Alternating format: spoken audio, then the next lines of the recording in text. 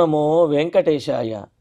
గురుర్బ్రహ్మా గురుర్విష్ణుః గురుర్దేవో మహేశ్వరః గురుః సాక్షాత్ పరం బ్రహ్మ తస్మై శ్రీ గురవే నమః. జటిలం చీరవసనం దండకారణ్యవాసినం మునివేషధరం ధ్యాయేత్ అరణ్యే కాండ ఉత్తమే. శ్రీరామచంద్ర పరబ్రహ్మణే నమః. అథ శ్రీమద్ రామాయణే ఆదికావ్యే అరణ్యకాండే ఏకాదశః సర్గః. ఏష లోకార్చితః సాధుః హితే నిత్యరతః సతాం అస్మానభిగతానేషః శ్రేయసా యోజయిష్యతి. రామచంద్రమూర్తి లక్ష్మణుడితో అంటున్నటువంటి మాటలు అగస్త్యుల వారి ఆశ్రమానికి సమీపిస్తూ ఆ ఆశ్రమం యొక్క విశేషాన్ని, ఆశ్రమం ఉండటం వల్ల ఆ ప్రాంతానికి వచ్చినటువంటి విశేషాన్ని, అసలు అగస్త్యుల వారి యొక్క పూర్వ చరిత్రను, వారి యొక్క లోకోపకారాన్ని అన్నింటినీ కూడా ఇతివృత్తమును శ్రీరామచంద్రమూర్తి లక్ష్మణస్వామికి తెలియజేసి, మరి అటువంటి అగస్త్యుల వారి ఆశ్రమానికి మనం సమీపించాము, ఆశ్రమంలోకి వెళదాము అని అంటూ వారి యొక్క గొప్పతనాన్ని చెబుతున్నారు. ఏషః లోకార్చితః, ఈ అగస్త్యుల వారు లోకంలో అందరి చేత కూడా నమస్కరించబడినటువంటి వారు, ఆరాధింపబడేటువంటి వారు. లోకార్చితః అనే దానికి పెద్దలు చెబుతారు, కేవలం ఈ లోకమని అర్థం కాదు, అన్ని లోకములలో ఉన్నటువంటి వారి చేత కూడా ఆరాధించబడినటువంటి వారు, దేవతల చేత కూడా కీర్తించబడినటువంటి వారు అగస్త్యుల వారు. సాధు, ఆయన సాధు సత్పురుషుడు, అంటే ఎప్పుడూ కూడా సాత్వికమైనటువంటి ఆలోచనలతోటి, పరోపకార బుద్ధితోటి ధర్మమును ఆచరిస్తూ ఉండేటటువంటి సాధు పురుషులు అగస్త్యుల వారు. సతాం అభిగతాన్ సతాం హితే నిత్యరతః, సత్పురుషులకు మేలు చెయ్యటానికి ఎల్లప్పుడూ కూడా సిద్ధంగా ఉంటాడు. సత్పురుషులకు మేలు చేయటంలోనే తన జీవితాన్ని గడుపుతూ ఉంటాడు. అందుకే కదా వాతాపి విల్వలను వారిని వధించిన, ఇంకా ఘనకార్యం చేసినటువంటి ఘనకార్యములన్నీ కూడా లోకహితము కోసము, సత్పురుషులను రక్షించడం కోసమే చేశారు కదా. కావున నిత్యరతః, ఎల్లప్పుడూ కూడా అలాగ సత్పురుషులను రక్షించడంలో ఆసక్తి కలిగినటువంటి వారు. అభిగతాన్ అస్మాన్ ఏషః, దగ్గరకు వెళ్ళినటువంటి మనలను శ్రేయసా యోజయిష్యతి, శ్రేయస్సుని చేయగలడు, మనకు శ్రేయస్సును చేకూర్చుతాడు అని అన్నారు. శ్రేయస్సు అని అంటే ధర్మమునకు సత్యమునకు అనుకూలమై ఏదైతే సుఖాన్ని ఇస్తుందో దాన్ని శ్రేయస్సు అని చెప్పి అన్నారు. ఒకవేళ అది సుఖాన్ని ఇవ్వకపోయినా ధర్మమునకు సత్యమునకు అనుకూలమైనది కనుక అయినట్లయితే అది శ్రేయస్సునే చెప్పాలి. కావున ఇక్కడ రామచంద్రమూర్తి ఏ మార్గంలో అయితే ఉన్నాడో ఆ మార్గంలోనే సుఖమును ఆనందమును ఇయ్యగలిగినటువంటి వారు అగస్త్యుల వారు. అందుకనే ఇక్కడ అంటున్నారు శ్రేయసా యోజయిష్యతి, మనకు శ్రేయస్సును హితమును కలుగజేస్తారు అగస్త్యుల వారు. కావున వారి యొక్క ఆశ్రమంలోకి ప్రవేశిద్దాము అని అంటూ ప్రవేశించి ఇంకా ఏం చెయ్యాలి మనం అని అంటే, ఆరాధయిష్యాం యత్రాహం అగస్త్యం తం మహామునిం శేషంచ వనవాసస్య సౌమ్యవత్స్యామ్యహం ప్రభో. ఇంకా అంటున్నారు, ఎవరైనా సరే వారిని అగస్త్యుల వారిని చూస్తే పూజించాలి అనే భావన కలుగుతుంది. ఇంతకుముందు శ్లోకంలో కూడా అనుకున్నాం కదా, లోకార్చిత సాధువుని, లోకముల చేత అర్చించబడేవారు అని చెప్పి. అక్కడ మరో అర్థం కూడా చెప్పుకున్నాం, కేవలం ఈ లోకమే కాదు స్వర్గాదుల్లో ఉన్నటువంటి దేవతల చేత కూడా అర్చించబడిన వారు అని చెప్పి. ఇదే విషయాన్ని మనకు రాజధర్మంలో చెబుతారు.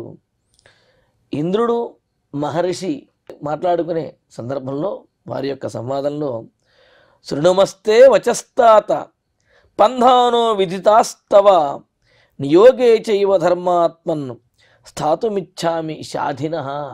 ఇంద్రుడు ఒకానొక మహర్షితో అన్నటువంటి మాట, మహర్షి మీ మార్గం, మీ ధర్మ మార్గము మాకు తెలుసు, కావున మిమ్మల్నే మేము అనుసరిస్తాము. మీరు ఏ పని చెయ్యమంటే ఆ పని చెయ్యడానికి నేను సిద్ధంగా ఉన్నాను, కావున నన్ను ఆజ్ఞాపించండి అని చెప్పి ఇంద్రుడు వినయంగా మహర్షితోటి చెబుతున్నాడు. సహజంగా అయితే మహర్షులు వీళ్ళందరూ తపస్సులు యాగాలు చేసేది స్వర్గాన్ని పొందడానికే అని చెప్పి ఆ స్వర్గానికి అధిపతి అయినటువంటి వాడు ఇంద్రుడు అని మనందరికీ తెలిసిందే. కానీ ఆ ఇంద్రుడు కూడా సత్యధర్మాలను ఆచరించేటటువంటి లోక కళ్యాణకరులైనటువంటి మహర్షులకు వారి వద్ద వినయ విధేయతలతో ఉండి వారి శాసనాన్ని పరిపాలించడానికి, వారిని సేవించడానికి ఇంద్రుడు కూడా సర్వదా సిద్ధమై ఉంటాడు అనేది తెలుస్తూ ఉన్నది. అందుకనే లోకార్చిత అని చెప్పి అన్నారు. మరి ఇక్కడ రామచంద్రమూర్తి కూడా ఏమంటున్నాడు? సౌమ్య, ఆయన సౌమ్యుడు అయినటువంటి ఓ లక్ష్మణ, ప్రభో సమర్థుడమైనటువంటి వాడి సౌమ్యుడివే అంటే ఏమీ మాట్లాడకుండా ఉండటమే అని కాదు ఇక్కడ ఉద్దేశ్యం. ఏ సందర్భంలో ఎలా ఉండాలో అలా ఉండేటటువంటి వాడు, సౌమ్యమైనటువంటి స్వభావం కలిగిన వాడు, సమర్థుడు కూడా. అదే గొప్పతనం. జ్ఞానే మౌనం క్షమాశక్తౌ త్యాగే శ్లాఘా విపర్యయ అని చెప్పినట్లుగా జ్ఞానం ఉన్నప్పటికీ కూడా మౌనంగా ఉండగలగటం, సామర్థ్యం ఉన్నప్పటికీ కూడా క్షమాగుణాన్ని, ఓర్పుని కలిగి ఉండడం. మరి ఇక్కడ లక్ష్మణుడికి సామర్థ్యము, శౌర్యవీర్య పరాక్రమములు ఉన్నాయి, కానీ ఆయన అన్నగారి యొక్క మాటను జవదాటకుండా ఆ మాటకు కట్టుబడి ఉంటాడు. అందుకనే సౌమ్య అని అంటూనే ప్రభో అంటూ సమర్థుడమైనటువంటి ఓ లక్ష్మణ. మరి ఇంకా అహం అత్ర మహామునిం తం అగస్త్యం ఆరాధయిష్యామి. ఆ ఆశ్రమంలోకి ఏం చేస్తాననుకుంటున్నావా? మహర్షి అయినటువంటి గొప్ప ముని అయిన ఆ అగస్త్యుల వారిని ఆరాధయిష్యామి, నేను చక్కగా సేవిస్తాను.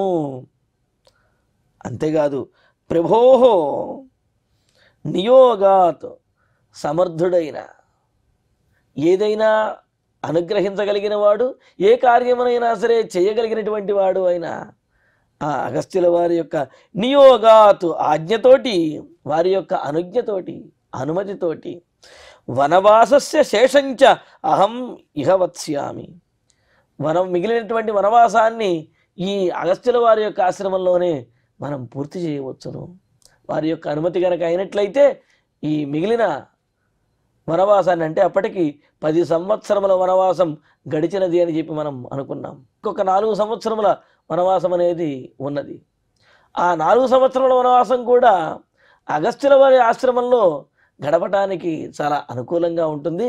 వారి అనుజ్ఞ కనుక అయితే ఈ అగస్త్యుల వారి ఆశ్రమంలోనే మిగిలిన వనవాసాన్ని పూర్తి చేద్దాము అని అంటూ, అత్ర దేవా సగంధర్వా సిద్ధాశ్చ పరమర్షయః అగస్త్యం నియతాహారం సతతం పర్యుపాసతే.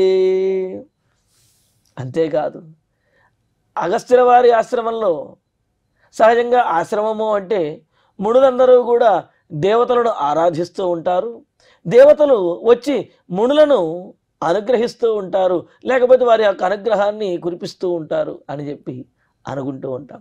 కానీ అగస్త్యుల వారి ఆశ్రమంలో మరో విశేషం ఏమిటి అంటే, అత్ర ఈ అగస్త్యుల వారి ఆశ్రమంలో సగంధర్వాః దేవాః, గంధర్వులతో కూడినటువంటి దేవతలందరూ కూడా వచ్చి, ఇక్కడ సిద్ధాశ్చ దేవతలు అని అంటే అగస్త్యుల వారు ఏ దేవతలనైతే ఆరాధిస్తారో ఆ దేవతలు కాకుండా మిగతా వారు ఎవరైతే ఉన్నారో వారు అని అర్థం చేసుకోవాలి. ఎందుకంటే అగస్త్యుల వారు తాను భగవంతుడిగా భావిస్తూ ఎవరినైతే ఆరాధిస్తారో వారు వచ్చి అనుగ్రహిస్తారు తప్ప వారు వీరిని సేవించారని చెప్పడం కుదరదు. మనకు తర్వాత 12వ సర్గలో ఆ విశేషాలన్నీ కూడా వస్తాయి. కావున అగస్త్యుల వారి యొక్క అనుగ్రహాన్ని పొందాలి అనే కోరుకునే దేవతలు ఎవరైతే ఉన్నారో దేవతల వారు గంధర్వులతో పాటు వచ్చి, అంతేకాదు వారితో పాటుగా సిద్ధాః పరమర్షయః, సిద్ధి పొందినటువంటి వారు, సిద్ధులు మొదలైనటువంటి వారు. అంటే దేవగణాల్లో గంధర్వులు, యక్షులు, కిన్నెరులు, కింపురుషులు, సిద్ధులు, సాధ్యులు, విద్యాధరులు, గరుడులు అని చెప్పి ఈ విధంగా దేవగణాలు ఉన్నాయి. అటువంటి దేవగణాల్లో సిద్ధులు, అదేవిధంగా పరమర్షయ, ఆ అడవిలో ఉన్నటువంటి గొప్ప గొప్ప శ్రేష్ఠులైనటువంటి మహర్షులు నియతాహారం అగస్త్యం, నియమముగా ఆహారాన్ని స్వీకరించేటటువంటి, అంటే వ్రతోపవాస నియమములతోటి భగవంతుణ్ణి ఎల్లప్పుడూ ఆరాధించేటటువంటి వారైన ఆ అగస్త్యుల వారిని సతతం పర్యుపాసతే, అందరూ ఎల్లప్పుడూ వచ్చి సేవిస్తూనే ఉంటారు. అంటే అగస్త్యుల వారి దగ్గర ఎప్పుడూ ఖాళీ ఉండదన్నమాట. ఎలాగా దేవతలో, గంధర్వులో, సిద్ధులో, విద్యాధరులో, లేకపోతే మహర్షులో, మహాత్ములు ఎవరో ఒకరు వచ్చి వారిని సేవిస్తూ ఉంటారు. ఆ విధంగా దేవతల చేత కూడా, గొప్ప గొప్ప మహర్షుల చేత కూడా సేవలు అందుకునే మహాత్ములు అగస్త్యుల వారు లక్ష్మణ అని అంటూ, నాత్ర జీవేన్మృషావాది క్రూరో వా యది వా శఠః నృశంసః కామవృత్తో వా మునిరేష తథావిధః. ఈ ఆశ్రమంలో ఎవరు జీవించగలుగుతారు అంటే సాత్వికంగా ఉండేటటువంటి వారు, కపటం లేనటువంటి వారు, సిద్ధులు, అదేవిధంగా భగవదారాధన చేసేటటువంటి వారు, పరహింస చెయ్యనటువంటి వారు ఎవరైతే ఉంటారో అటువంటి వారే ఈ ఆశ్రమంలో జీవించగలుగుతారు. ఎవరైతే క్రూరమైనటువంటి బుద్ధి కలిగిన వారు ఉన్నారో వారికి ఈ ఆశ్రమంలో తావే లేదు. ఎందుకు అంటే ఈ ఆశ్రమ ప్రాంతానికి వచ్చేటప్పటికి క్రూర జంతువులు కూడా సాత్వికమైనటువంటి భావనలను పొందుతాయని చెప్పి అనుకున్నాం కదా. మనకు యోగ సూత్రాల్లో కూడా చెబుతారు, అహింసా ప్రతిష్టాయాం తత్సన్నిధౌ వైరత్యాగ అని చెబుతూ దానికి అర్థం చెబుతూ అంటారు, మానసిక స్థైర్యం కలిగినటువంటి వాడు, అహింసారతుడైనటువంటి వాడు ఎవరైతే ఉంటారో అతని యొక్క ప్రభావంతో ఆ ప్రాంతంలో ఉండే మిగతా జీవులు, అవి కూడా స్వభావ సిద్ధంగా క్రూరత్వం కలిగినటువంటి జీవులలో కూడా స్వభావ సిద్ధంగా వైరుధ్యం, విరోధం కలిగినటువంటి గోవ్యాఘ్రము కానివ్వండి, అహినకులం కానివ్వండి, పాము, ముంగీస మొదలైన ఏవైతే ఉన్నాయో అటువంటి వాటికి కూడా ఆ వైర భావన తొలగిపోతుంది, క్రూర భావనలు తొలగిపోతాయి. వాటి మధ్య కూడా సామరస్యం అనేది ఉంటుంది. ఎవరి వలన? అహింసారతుడైనటువంటి వాడు, మానసికమైనటువంటి స్థైర్యం కలిగిన వాడు, తపోనిష్ట కలిగినటువంటి వారు ఎవరైతే ఉంటారో మహాత్ములు, ఆ మహాత్ముల యొక్క సన్నిధిలో జాతి వైరం కలిగినటువంటి జంతువులు కూడా ఆ వైరాన్ని మరిచిపోయి సాధారణంగా జీవిస్తాయని అన్నారు. మరి అందుకని ఇక్కడ ఏమంటున్నారు, నాత్ర జీవేన్ మృషావాది. ఆ అగస్త్యుల వారి ఆశ్రమంలో మృషావాది, అసత్యం మాట్లాడేవాడు, అబద్ధాలు ఆడేటువంటి వాడు, అటువంటి వాడు ఉండడు. క్రూరహవా, క్రూరహ అంటే కఠినమైనటువంటి వాడు, దయలైనటువంటి వాడు అని అర్థం. ఆ విధంగా దయలైన వాడు, కాఠిన్యంగా ఉండేటటువంటి వారు ఎవరైతే ఉన్నారో వారికి అక్కడ స్థానం లేనటువంటి వారు ఉండరు. లేకపోతే శఠహవా, కపటమైనటువంటి బుద్ధి కలిగిన వాడు, పైకి చూడటానికి సాత్వికంగా ఉంటూ సాత్వికమైనటువంటి ధర్మపరమైనటువంటి కార్యములను ఆచరించేవాడిగా ఉంటూ మనసులో మాత్రం కల్మషం పెట్టుకుని అవకాశం వచ్చినప్పుడు అదను చూచి అపకారం చేసేటటువంటి వాడు శఠహ, కపటమైనటువంటి వాడు, కపట బుద్ధి కలిగినటువంటి వాడు. అందుకని గూఢ విప్రియకృతు అని అంటారు. తన భావనలను బయటకు చూపించకుండా మనసులోనే కపటమైనటువంటి, అంటే మనసులోనే దురాలోచనలతో ఉంటూ బయటకు మాత్రం ధర్మాత్ముడిలా వ్యవహరించేవాడు ఎవరైతే ఉంటారో అతడిని కపటమైనటువంటి వాడు అన్నారు. అందుకనే శఠహ, అటువంటి వంచకుడు, మోసగాడు, కపటం కలిగినటువంటి వారు కానీ ఎవరు అక్కడ ఉండరు. నృశంసహ, నృశంసహ అని అంటే ఇతరులను హింసించి ఆనందించేటటువంటి వాడు, క్రూరమైనటువంటి స్వభావం కలిగినటువంటి వాడు, అటువంటి ఘాతకుడైనటువంటి వాడు కూడా ఆ ఆశ్రమంలో లేరు.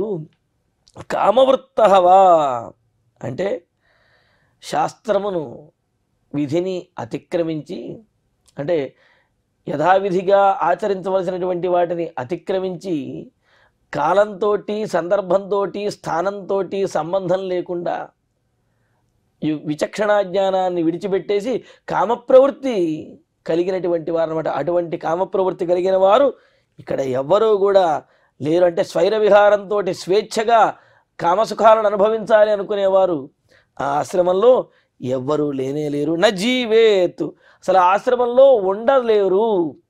లేరు అని చెప్పటమే అంటలేదు. ఆ ఆశ్రమం అటువంటి వారు కనుక అయినట్లయితే, అంటే ఏమిటి, హింసా ప్రవృత్తి కలిగిన, కపటమైనటువంటి బుద్ధితో ఉన్న, కామప్రవృత్తి కలిగినటువంటి వారైనా, క్రూరమైనటువంటి స్వభావం కలిగిన వారైనా, ఇటువంటి వారు ఆ ఆశ్రమంలో ఉండలేరు. వారికి ఆ ఆశ్రమంలో స్థానము లేనే లేదు.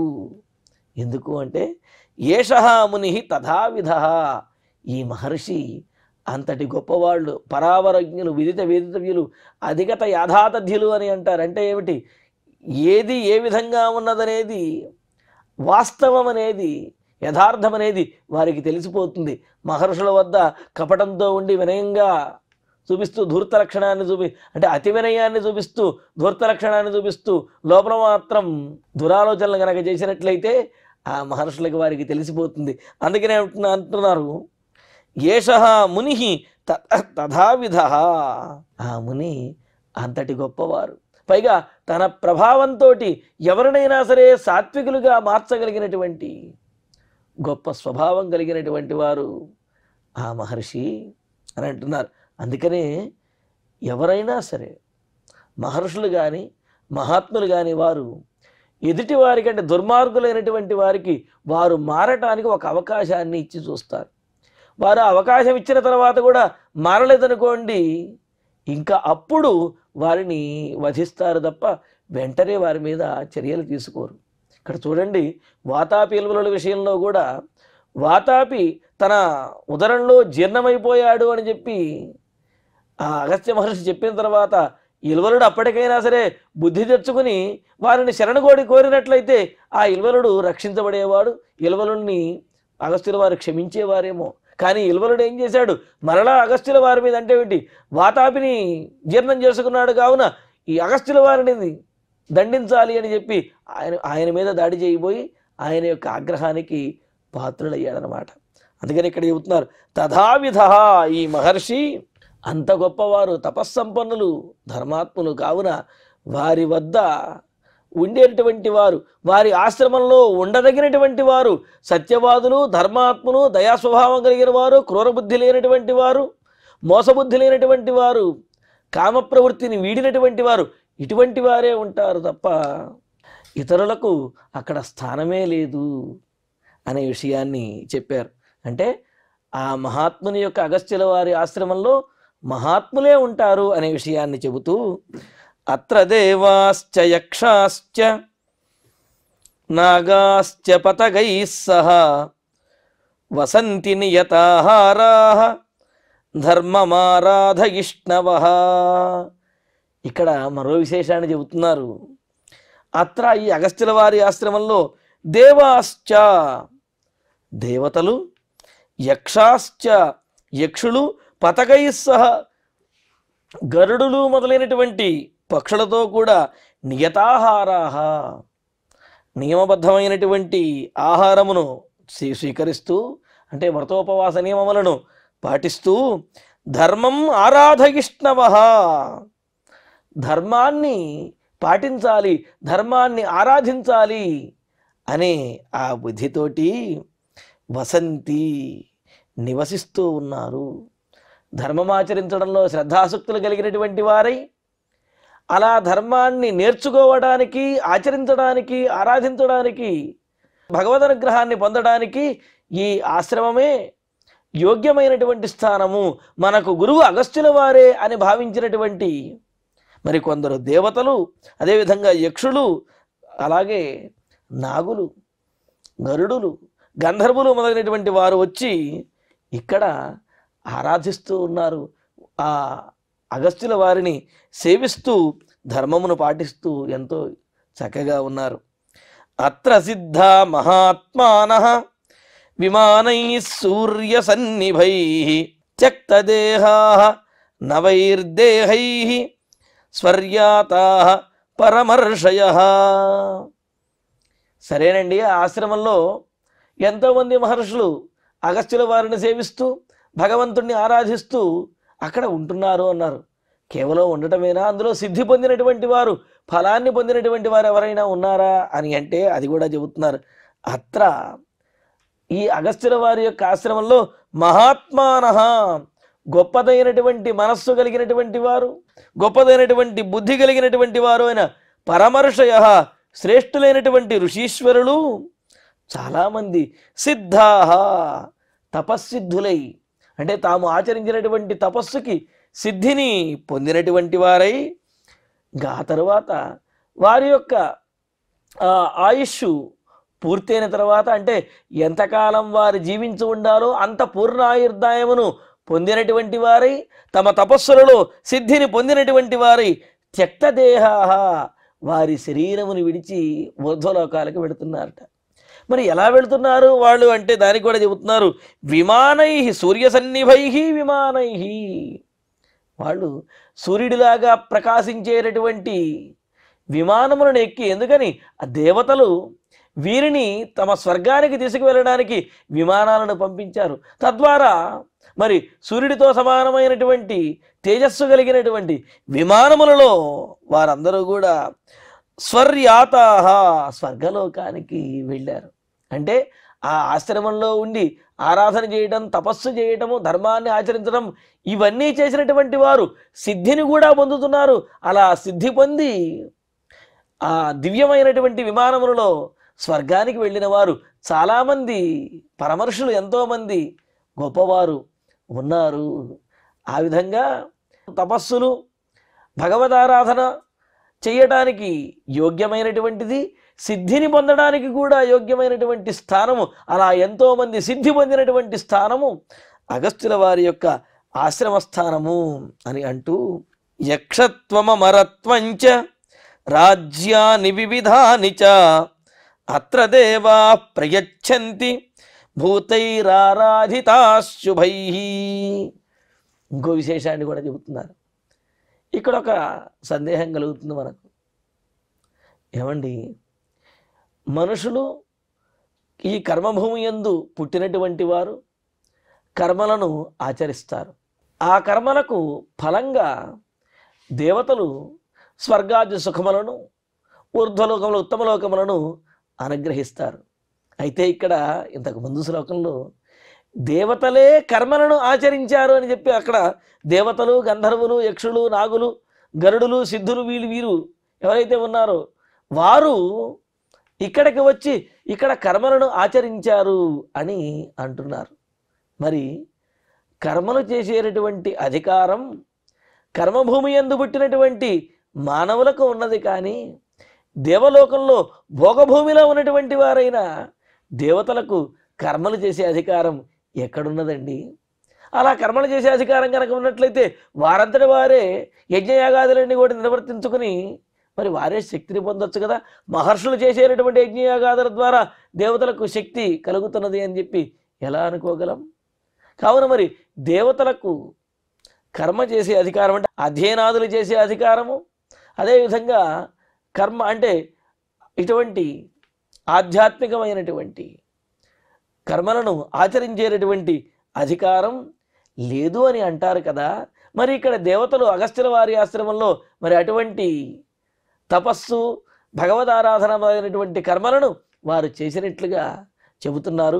ఇది ఎంతవరకు సమంజసము అని అంటే, ఇక్కడ దేవతలకు అధ్యయనాధికారము, అదేవిధంగా కర్మలను ఆచరించేటటువంటి అధికారము వారికి ఉన్నది అనేది మనకు అనేకమైన ప్రమాణాలు ఉన్నాయి. కొన్ని సందర్భంలో వారికి ఆ కర్మ ఆచరించే అధికారం లేదు అని ఆ సందర్భాన్ని అనుసరించి చెప్పినప్పటికీ, సాధారణంగా అయితే దేవతలకి కూడా అధ్యయనాధికారము ఉన్నది అని, కర్మను ఆచరించే అధికారం ఉన్నదని మనకు వేదము ద్వారా తెలుస్తుంది.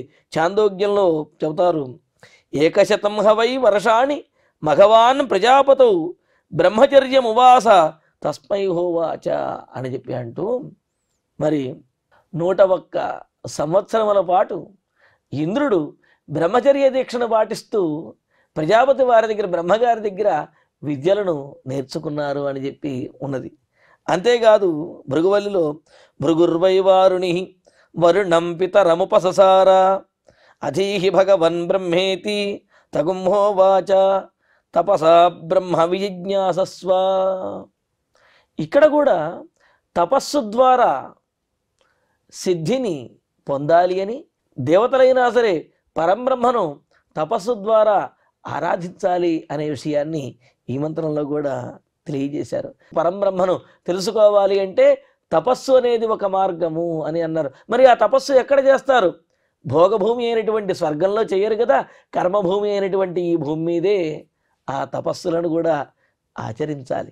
కావున దేవతలకు అధ్యయనాధికారము, అదేవిధంగా కర్మలను ఆచరించే అధికారం కూడా ఉన్నదని మనకు కఠోపనిషత్తులో చెబుతారు. నచికేతునితోటి యముడు అనే మాటలు, తతోమయా నాచికేతశ్చితోగ్ని అని అంటూ, నచికేతాగ్నిని నేను స్వీకరిస్తున్నాను అని చెప్పి అంటూ అక్కడ అగ్నిహోత్రం చేసే విషయంలో కూడా యముడు విశేషంగా అక్కడ తెలియజేశారు కదా. అంతేకాదు ఉత్తరకాండలో కూడా రామచంద్రమూర్తి అనే మాట, గిష్ట్వాతు రాజసూయేన మిత్రశత్రు విబర్హణ సుకృతేన సమృద్ధేన వరుణత్వం ఉపాగమతు అని అంటూ, మరి రాజసూయాగములు మొదలైనటువన్నీ కూడా చేసి దేవతలు సిద్ధిని పొందారు అని చెప్పి, అలాగే లక్ష్మణస్వామి కూడా అంటాడు ఒకనొక సందర్భంలో, శ్రూయతే హి పురావృత్తం వాసవే సుమహాత్మని బ్రహ్మహత్యా వృతశ్చక్ర హయమేధేన పావిత. ఒకనొక సందర్భంలో బ్రహ్మహత్యా దోషాన్ని పొందినటువంటి ఇంద్రుడు అశ్వమేధయాగాన్ని ఆచరించి ఆ దోషాన్ని పోగొట్టుకున్నాడు అని తెలుస్తున్నది అని. అంటే కర్మలను ఆచరించడము ద్వారా దేవతలు కూడా తాము కోరుకునేటువంటి ఫలములను పొందగలుగుతున్నారు. దీని ద్వారా ఏం తెలుస్తున్నది? అధ్యయనం చేసే అధికారం కానీ, కర్మలను ఆచరించేటటువంటి అధికారం కానీ దేవతలకు ఉన్నది అని తెలుస్తున్నది. మరి కర్మభూమి యందు ఆచరించవలసినటువంటివి మరి స్వర్గంలో ఎలా ఆచరిస్తారండి అనే సందేహం కలగవచ్చు. దానికి సమాధానం తరువాతి ప్రవచనంలో తెలుసుకుందాము. ఇక ఇప్పుడు శ్లోకాలను పారాయణ చేసుకుందాము. ఏష లోకార్చిత సాధు హితే నిత్యరతః సతాం అస్మానభిగతానేష శ్రేయసా యోజయిష్యతి ఆరాధయిష్యామ్యత్రాహం అగస్త్యం తం మహామునిం శేషంచ వనవాసస్య సౌమ్యవత్స్యామ్యహం ప్రభో అత్ర దేవాః సగంధర్వాః సిద్ధాశ్చ పరమర్షయః అగస్త్యం నియతాహారం సతతం పర్యుపాసతే నాత్ర జీవేన్మృషావాది క్రూరో వా యది వా శఠః నృశంసః కామవృత్తో వా మునిరేష తథావిధః అత్ర దేవాశ్చ యక్షాశ్చ నాగాశ్చ పతగైః సహ వసంతి నియతాహారాః ధర్మమారాధయిష్ణవః అత్ర సిద్ధా మహాత్మానః విమానైః సూర్యసన్నిభైః త్యక్తదేహా నవైర్దేహైః స్వర్యాతాః పరమర్షయః. ఇత్యార్షే శ్రీమద్ రామాయణే ఆదికావ్యే అరణ్యకాండే ఏకాదశ సర్గే షట్ శ్లోకాః.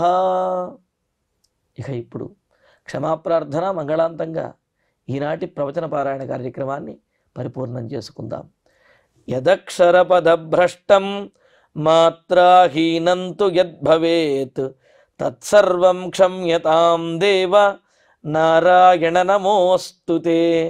కాయేన వాచా మనసేంద్రియైర్వా బుద్ధ్యాత్మనా వా ప్రకృతే స్వభావాత్ కరోమి యద్యత్ సకలం పరస్మై నారాయణాయేతి సమర్పయామి.